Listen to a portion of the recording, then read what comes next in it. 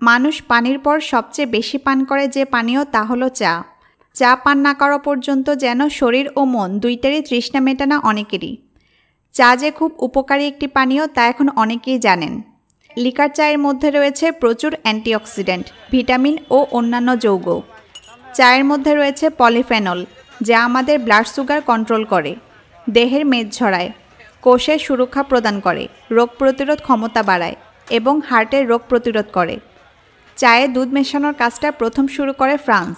এরপর ব্রিটিশরাও দুধ চায়ের ভক্ত হয়ে যায়।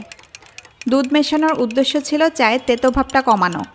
তবে চায়ের সঙ্গে যখন দুধ মেশানো হয় তখন উপকারী সব উপাদান নষ্ট হয়ে যায়।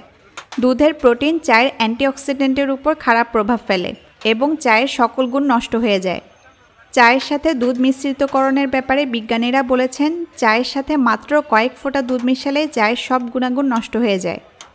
ইউরোপিয়ান হার্ট জার্নালে প্রকাশিত নিবন্ধে গবেষকেরা দেখিয়েছেন, শুধু লিকার চা পানে আমাদের শরীরের রক্তনালীর কার্যকলাপ বেশ উন্নত হয়। দুধ চা পান করলে চায়ের গুণাগুণ পুরোপুরি নষ্ট হয়ে যায় এবং ধীরে ধীরে রক্তনালী সংকুচিত হতে থাকে। আমেরিকার হিউম্যান নিউট্রিশন রিসার্চ সেন্টারে একটি গবেষণায় দেখা যায়, 1 কাপ চায়ে 50 গ্রাম দুধ মেশানো হলে ইনসুলিনের কার্যকারিতা 90% কমে যাচ্ছে। যখন চায়ের ফলে ইনসুলিনের কার্যকারিতা কমে যায় তখন শরীরে ডায়াবেটিসের বিরুদ্ধে যুদ্ধ করার ক্ষমতাও কমে যায়। সুতরাং দুধ চা স্বাস্থ্যের জন্য ক্ষতিকর। এই দুধ চা এড়িয়ে যাওয়া ভালো। তবে অনেকে দুধ চায়ে আসক্ত হয়ে পড়েছেন, তাদের জন্য সতর্কতা বলে দিচ্ছি।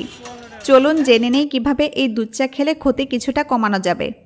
খালি পেটে দুধ চা পান না করে সকালে নাস্তার পর বা বিকেলে কিছু খেয়ে দুধ চা পান করুন, এতে ক্ষতি কিছুটা কম হতে পারে। খুব গরম দুধ চা পান না করে হালকা গরম দুধ চা পান করুন। দুধ চা বড় মগ বা কাপে না পান করে ছোট কাপে পান করুন।